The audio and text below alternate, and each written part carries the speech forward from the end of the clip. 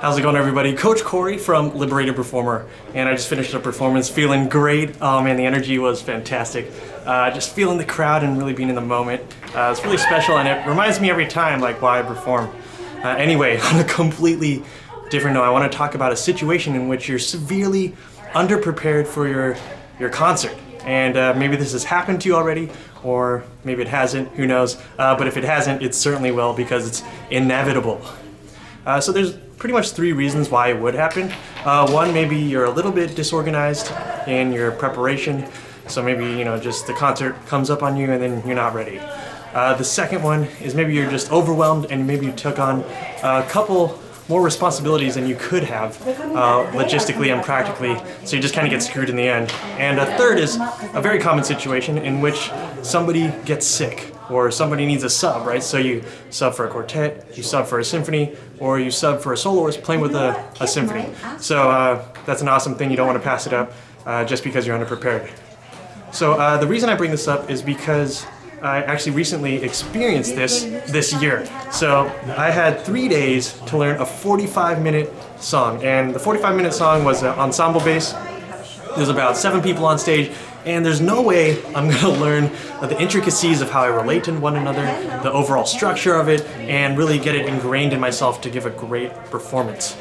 So what do I do about this? Well, basically I make sure I focus on what Brian Lewis, one of my teachers in the summer when I was a kid, what Brian Lewis said, and that was to focus on woodshedding. Okay, woodshedding is important, and it's basically the idea, I don't know if he got it from Dorothy DeLay, but it's basically the idea that you focus on the basics. The basics being notes, rhythm, tempo, basic musical stuff if you can, and you just really grind it out and do your best to get that to a certain level. And one of the strategies is to naturally cram, right? So we want to cram in this situation. Usually, like the night before, you want to stay up and you want to just put that piece in you as many times as possible. Just get the repetitions and really just learn it as fast as possible. And that's a little bit contrary to my normal advice, which is to chill out and just kind of let it be, kind of reserve some energy. No, I mean, at this point, when you're cramming, you have to really overdo it. You have to fill in as many repetitions as possible. And that brings up the idea of automatic versus not automatic. So when you have time to prepare, things become automatic. You just kind of naturally do things. But when you're cramming, you're not even at that point yet. So it's not worth it to let it go and just kind of chill out. No, you gotta attack aggressively and really just use every opportunity you can when you're traveling, when you're in the shower mentally practicing. It doesn't matter. You have to put out that energy and you have to create that repetition. Now, along with your practical steps of really cramming it in there and trying to make it as automatic as possible, you need to make sure this performance does not negatively impact your next mindset, okay? What I mean by that is, sometimes we have a bad performance and then we let it trickle on, and I always say this in the videos, we let it trickle on and then it affects our next performance, even though it's kind of unfair, right? We're being unfair to ourselves.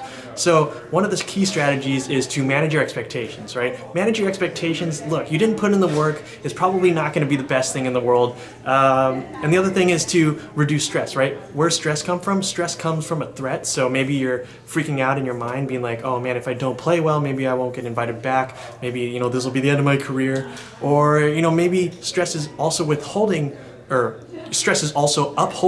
your self-image of yourself. So your self-image of yourself is key to defining when you get stressed out, right? I feel like I hold myself to a high value, a high standard when I perform, and when I'm severely underprepared, I'm not going to meet that criteria for success. So what I need to do is manage my expectations. I need to go in there with low expectations and really just let it be. It's gonna be what it is. And one of the best self-defense mechanisms, if something terrible does happen, if we do fall flat on our faces, I like to laugh it off, okay? I know it might not seem funny in the moment. It might not seem funny in the moment when you forget your passage, or you go to the wrong key, or you come in at the wrong entrance. It's not particularly enjoyable, but at the same time, that's one of our best self-defense mechanisms, is to laugh at our mistakes. And ultimately, when you look down a decade or even a year or even a week after, you're like, ha, ha, ha, that was hilarious when I came in wrong. I mean, I don't know, it sounds unprofessional, but at the same time, I'm focused on your mind, okay? I'm focused on your mind. Of course, you don't want to come in wrong,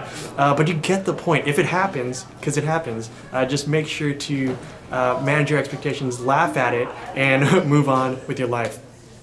Another great thing about this situation is the fact that it's a great opportunity to test your processes. Your processes being, do you prepare efficiently enough? Do you prepare successfully enough? And last but not least, do you sight read well, okay? Because obviously if you're underprepared, you're gonna need the music, you're gonna need to be able to sight read and be in the moment. It also tests how you respond to adversity, right? You're gonna face adversity, how do you respond to that? And those are defining characteristics of who you are as a musician and who you are as a person.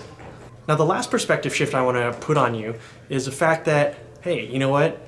Maybe you're feeling the physical effects, your heart's increasing in adrenaline, or you're freaking out internally, you're second guessing yourself, you're cramming, you're in this like chaotic mode, you're definitely not in the present, you're just stressing out about your self-image.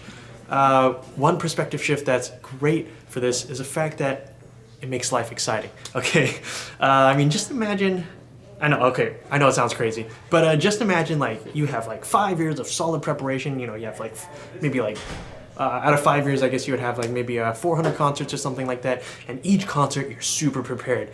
You're rock solid, you know, you're giving professional quality concerts and you're executing at a high level. That's the dream, right?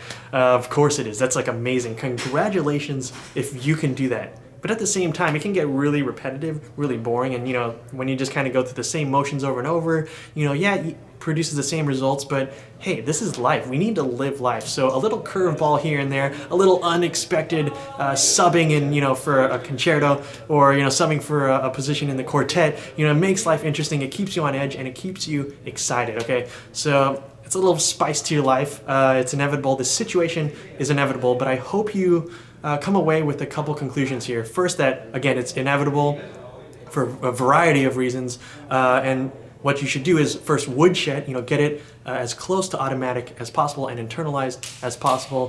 Third, manage your expectations, really lower your expectations, really lower the stress off yourself. That's pretty much what managing expectations does. It lowers your stress because it lowers your self-image of what you can achieve. Fourth, what did I say? Laugh at it. You know, I mean, if something terrible happens, laugh at it. I mean, life goes on. It's also a good opportunity to, you know, just kind of roll with the punches. You know, I recently reached out to someone I was close with actually, and I really wanted to share my program with one of my hometown cities, San Francisco area, but he totally rejected email. I wanted to share LiberatedPerformer with him, but totally got rejected in the email, and I felt that. I'm like, okay, well, you know, a good test to my character, right? You know, just move on, laugh at it. It's like, haha, you know, next time, I'll get him next time. And then last but not least, you know, it's a good opportunity to test your processes, a good opportunity to test your processes and really refine them. You know, you grow the most when you're in the fire, right? You don't grow the most when you're, you know, all things are flying and they're just flowing, you know, as perfect, life is perfect. No, I mean, life happens, life throws hardships at you, and those are great opportunities to grow. And last but not least, of course, it's exciting, right? It gets you up in the morning, you know, it puts a little spice on that steak, as they say.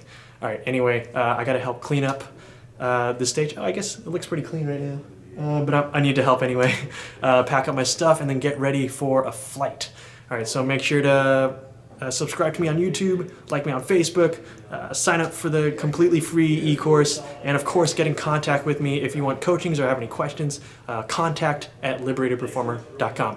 All right, yeah, really gotta go, but I'll catch you guys later.